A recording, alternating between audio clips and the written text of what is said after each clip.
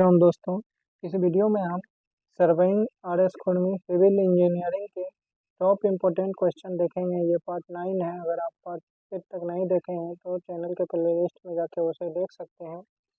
First question है, the line joining the point having same elevation above the datum surface is called a. कह रहा है कि datum surface के ऊपर सेम एलिवेशन वाले पॉइंट को जोड़ने वाली लाइन को क्या कहा जाता है? तो सेम एलिवेशन वाले पॉइंट को जो लाइन जोड़ता है उस लाइन को बोला जाता है कंटूर लाइन।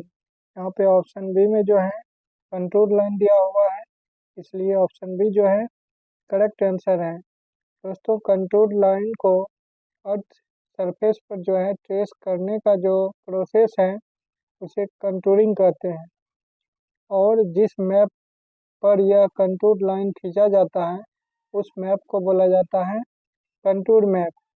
नेक्स्ट क्वेश्चन है, the vertical distance between any two consecutive contour is called. दो लगातार कंटूर के बीच का जो वर्टिकल ऊर्ध्वाधर दूरी होता है उसको क्या बोला जाता है? ऑप्शन ए है वर्टिकल इक्विवेलेंट, बी है हॉरिजॉन्टल इक्विवेलेंट, सी है कंटूर इंटरवल और डी है कंटूर ग्रेडियंट। तो दो लगातार कंटूर के बीच का जो ऊर्ध्वाधर यानी वर्टिकल डिस्टेंस होता है उसको कंटूर इंटरवल कहते हैं, यानी ऑप्शन सी जो है करेक्ट है। कोई भी दो लगातार कंटूर के बीच वर्टिकल दूरी को कंटूर इंटरवल कहते हैं और हॉरिजॉन्टल दूरी को हॉरिजॉन्टल इक्विवेलेंट कहते हैं। नेक्स्ट है, the contour interval depend upon. Contour interval जो होता है किस पर निर्भर करता है? ऑप्शन ए है nature of the ground, B है scale of the map, C है purpose and extent of survey, C है डी है ऑल ऑफ द। तो कंटूर इंटरवल जो है ये सभी पर डिपेंड करता है, नेचर ऑफ ग्राउंड पर भी करता है, स्केल ऑफ मैप पर भी करता है, पर्पस ऑफ एक्सटेंट ऑफ सर्वे पर भी करता है, इसलिए ऑप्शन डी जो है यहाँ पे करेक्ट आंसर है। किसी भी सर्वे का कंटूर इन्वर्स मैप के स्केल का इन्वर्सली प्रोपोर्शनल होता है और यह पूरे सर्वे में कांस्टेंट होना चाहिए। नेक्स्ट क्वेश्चन है, the horizontal distance between any two consecutive contour is called. कहता है कि दो लगातार कंटूर के बीच का हॉरिजॉन्टल डिस्टेंस जो होता है वह क्या होता है? क्षैतिज दूरी, उसको बोला जाता है हॉरिजॉन्टल इक्विवेलेंट। अभी तुरंत आपको बतलाए हैं। तो यहाँ पे ऑप्शन बी में जो है हॉरिजॉन्टल इक्विवेलेंट दिया हुआ है, इसलिए ऑप्शन बी जो है यहाँ पे करेक्ट आंसर है। दो लगातार कंटूर के क्षैतिज दूरी जो बीच का होता है उसको हॉरिजॉन्टल इक्विवेलेंट कहते हैं। नेक्स्ट है, the contour line can cross one another on map only in case of. कहता है कंटूर लाइन जो है मैप पर एक दूसरे को किस केस में, सिर्फ एक ही केस में क्रॉस कर सकता है, वह कौन सा केस है? तो ऑप्शन ए है ये वर्टिकल क्लिप। जब वर्टिकल क्लिप रहेगा तब उसका कंटूर जो है एक दूसरे क्रॉस करेगा, बी है ए वैली, सी है रिजिड, डी है एन ओवरहैंगिंग क्लिप।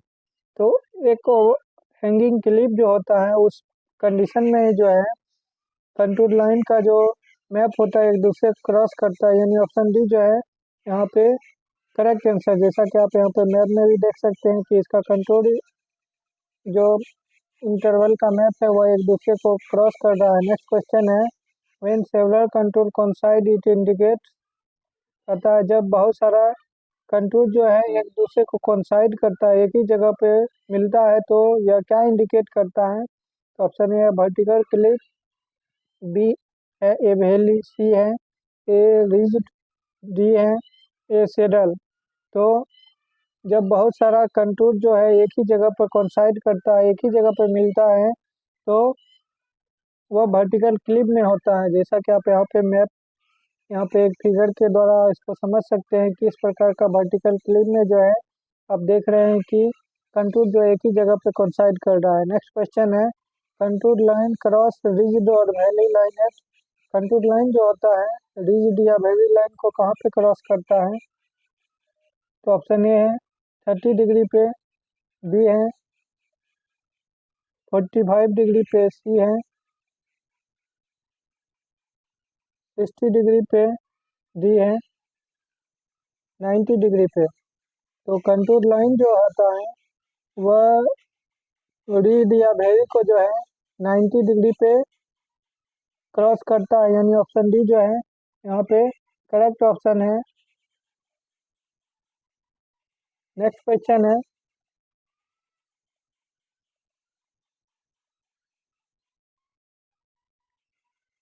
दोस्तों वर्टिकल क्लिप में जो होता है हॉरिजॉन्टल इक्विवेलेंट जो होता है वह 0 हो जाता है। नेक्स्ट क्वेश्चन है, in levelling the effect of refraction may be taken as of that due to curvature.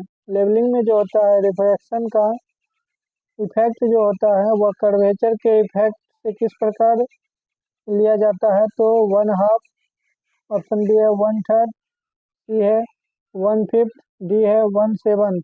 तो हॉरिजॉन्टल लेवलिंग में क्या होता है, रिफ्रैक्शन करेक्शन बराबर होता है 1/7 इंटू कर्वेचर करेक्शन। तो इसलिए ऑप्शन डी जो है यहाँ पे करेक्ट है। रिफ्लेक्शन करेक्शन और कर्वेचर करेक्शन का रिलेशन यही है। नेक्स्ट है, in levelling the correction for curvature is equal to. Levelling में जो है कर्वेचर का करेक्शन जो होता है वह उसका क्या फार्मूला होता है, ऑप्शन ए है 0.00785 डी स्क्वायर, बी है 0.0785 डी स्क्वायर, सी है 0.0112 डी स्क्वायर, डी है 0.0673 डी स्क्वायर। जहाँ पे डी जो है वह distance from the level to the stop reading in kilometre में दिया हुआ है। तो इसका करेक्ट आंसर ऑप्शन बी है, यानी कि करेक्शन जो कर्वेचर होता है वह 0.0785 डी स्क्वायर के बराबर होता है। नेक्स्ट क्वेश्चन है, in levelling the correction for combined curvature and refraction in metre is equal to. Combined correction क्या होता है और रिफ्रैक्शन करेक्शन, ऑप्शन ए है 0.00785 डी स्क्वायर, बी है 0.0785 डी स्क्वायर, सी है 0.0112 डी स्क्वायर, डी है 0.067 डी स्क्वायर। इसका करेक्ट आंसर है option D 0.0673 D square. Levelling में जो करेक्शन होता है कंबाइंड और कर्वेचर का वह 0.0673 डी स्क्वायर के बराबर होता है। नेक्स्ट क्वेश्चन है, in route survey the most suitable method of contouring it. Route survey में जो होता है सबसे सुटेबल कौन सा कंटूरिंग होता है, ऑप्शन ए है बाय स्क्वायर्स, बी है बाय रेडियल्स लाइन, सी है बाय क्रॉस सेक्शंस, डी है बाय टेक्योमीटर। तो रूट सर्वे में जो है सबसे सुटेबल होता है ऑप्शन सी, यानी by cross section. By cross section method जो है वह रूट सर्वे में सबसे सुटेबल होता है। कंटूरिंग के क्रॉस सेक्शन मेथड का यूज जो है हम लोग नैरो स्ट्रिप जैसे रोड, रेलवे, कैनाल इत्यादि में कर सकते हैं। नेक्स्ट क्वेश्चन है, the tacheometric method of contouring is particularly suitable. Tacheometric survey जो है वह कंटूरिंग में कहाँ पे सबसे ज़्यादा सुटेबल होता है, तो ऑप्शन ए है when a contour map of hill is required, B है when area is not extend, C है इन सर्वे ऑफ रोड और रेलवे, डी है ऑल।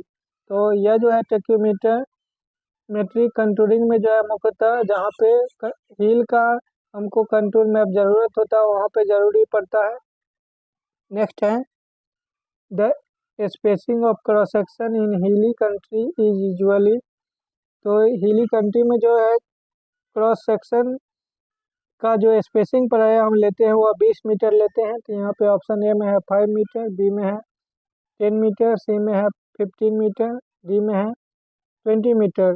तो हिली एरिया में जो हिली कंट्री में जो हम क्रॉस सेक्शन का स्पेस लेते हैं वो 20 मीटर लेते हैं, यानी ऑप्शन डी जो है यहाँ पे करेक्ट ऑप्शन है। नेक्स्ट क्वेश्चन है,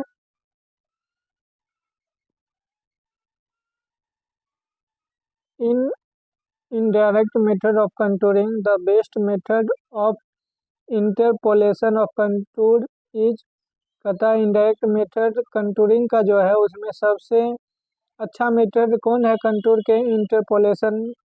तो दोस्तों आपको बतला दें कि दो कंटूर के बीच जो जगह छोड़ना होता है ज़मीन पर के पॉइंट को प्लॉट करने के लिए वह दोनों एक दूसरे के समानुपाती होता है, इसी को जो है हम कंटूर का इंटरपोलेशन कहते हैं। यह मेनली तीन प्रकार का होता है, ग्राफिकल, एस्टिमेशन और एरिथमेटिक। इसमें जो है सबसे बेस्ट होता है एरिथमेटिक कैलकुलेशन, इसलिए ऑप्शन सी जो है यहाँ पे करेक्ट है। एरिथमेटिक मेथड का यूज जो है हम छोटे एरिया जहाँ पे मोर एक्यूरेट रिजल्ट की आवश्यकता होती है वहाँ पे करते हैं।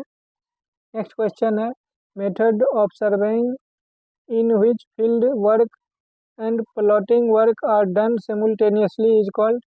तो हम जो है प्लेन टेबल सर्वे में जो है फील्ड वर्क और प्लॉटिंग वर्क एक साथ करते हैं, इसलिए इसका ऑप्शन जो है प्लेन टेबल सर्वे करेक्ट होना चाहिए। तो ऑप्शन ए में है कंपास सर्वे, बी में है लेबलिंग, सी में है प्लेन टेबलिंग, तो यही इसका करेक्ट होगा। डी में है चेन सर्वे। तो प्लेन टेबल सर्वे का यूज जो है हम फील्ड वर्क और प्लॉटिंग वर्क एक साथ करते हैं, और प्लेन टेबल सर्वे उस एरिया में किया जाता है जहाँ पर एक ज़्यादा एक्यूरेसी की ज़रूरत नहीं होता है, जैसे टोपोग्राफिकल सर्वे हो गया, और यह कम कीमती होता है थियोडोलाइट सर्वे से। इसमें मैग्नेटिक एरिया में भी हम इसको प्रधानता देते हैं। नेक्स्ट क्वेश्चन है in plane tabling the instrument use to measure horizontal and vertical distance directly is known as. Plane table survey जो हम करते हैं उसमें वर्टिकल और हॉरिजॉन्टल दोनों डिस्टेंस को मेजर करने के लिए जिस इंस्ट्रूमेंट का यूज करते हैं उसको क्या कहा जाता है। तो हम जो है टेलीस्कोपिक एलिडेट के द्वारा जो है प्लेन टेबल में वर्टिकल और हॉरिजॉन्टल डिस्टेंस दोनों माप सकते हैं। यहाँ पे ऑप्शन बी में जो है टेलीस्कोपिक एलिडेट दिया हुआ है, इसलिए ऑप्शन बी जो है इसका करेक्ट आंसर है। नेक्स्ट क्वेश्चन है the plane table surveying is. Plane table survey में क्या होता है most suitable for preparing small scale map. Plane table survey जो होता है वह बहुत स्मॉल स्केल मैप के लिए सूटेबल होता है। नेक्स्ट है particularly advantages in magnetic area. ये भी बात सही है कि मैग्नेटिक एरिया में जो है इसको प्रधानता देते हैं। ये है लेस कॉस्टली देन थियोडोलाइट सर्वे। ये भी बात सही है कि यह जो है थियोडोलाइट सर्वे से सस्ता होता है, यानी सभी सही है, इसलिए ऑप्शन डी जो है इसका करेक्ट आंसर है।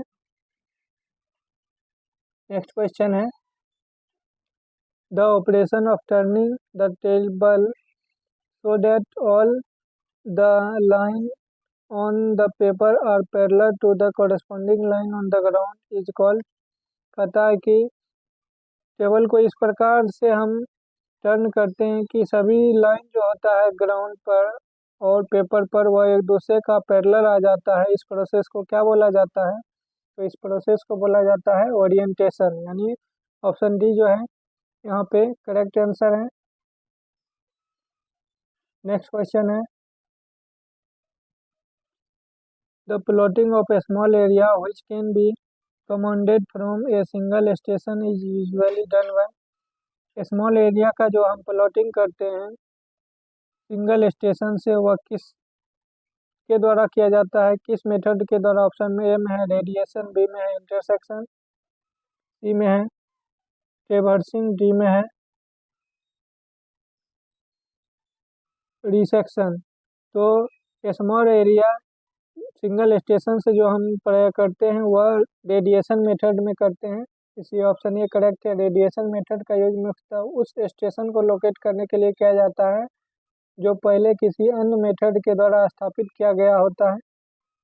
नेक्स्ट क्वेश्चन है the method of intersection in plane tabling is commonly use for. Plane table में जो होता है इंटरसेक्शन मेथड प्रयोग कहाँ यूज किया जाता है, किस लिए। Option A locating the distance and in accessible point. Distance और जो दूरी नहीं पहुंचने लायक है उसको लोकेट करने के लिए। बी में लोकेटिंग द ब्रोकन बाउंड्री, ये भी बात सही है, पहला भी कथन सही था। सी में है locating the point which may be use subsequently and as the instrument station, ये भी कथन सही है, यानी सभी कथन सही है, इसलिए ऑप्शन डी जो है इसका करेक्ट आंसर है इंटरसेक्शन मेथड, जो प्लेन टेबल का होता है वह इस सारे कंडीशन में यूज किया जाता है। नेक्स्ट क्वेश्चन है, the method of plane tabling commonly used for establishing the instrument station only is, कहता है प्लेन टेबल का वह मेथड जिसका यूज जो है इंस्ट्रूमेंट स्टेशन को इस्टेब्लिश करने के लिए ही सिर्फ करते हैं हम लोग प्राय। तो इंटर्स हम जो है ऑप्शन ए में है मेथड ऑफ रेडिएशन, बी में है मेथड ऑफ इंटरसेक्शन, सी में है मेथड ऑफ ट्रेवर्सिंग, डी में है मेथड ऑफ रिसेक्शन। तो इसका करेक्ट आंसर जो है ऑप्शन डी है, मेथड ऑफ रिसेक्शन का यूज जो है हम सिर्फ जो है इंस्ट्रूमेंट स्टेशन को इस्टेब्लिश करने के लिए करते हैं। इंस्ट्रूमेंट स्टेशन को इस्टेब्लिश करने के लिए रिसेक्शन मेथड का यूज किया जाता है। स्टेशन मिलने के बाद डिटेल को जो है या तो रेडिएशन या इंटरसेक्शन मेथड द्वारा रोकेट किया जाता है। तो फ्रेंड, इस वीडियो में इतना ही। अगर वीडियो पसंद आवे तो वीडियो को लाइक, शेयर और चैनल को सब्सक्राइब करना ना भूलें। Thank you friend, have a nice day.